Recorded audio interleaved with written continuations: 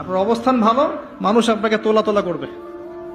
অবস্থান খারাপ হয়ে যাক, দেখবেন আপনাকে মানুষ চিনছে না, কাছের মানুষই চিনবে না, কাছের মানুষই চিনবে না। আপনি বিপদে পড়েন, দেখবেন বন্ধু শত্রু চিনে ফেলবেন। মানে জিগরি দোস্ত বলবে আমি তোর নামই শুনি নাই কখন।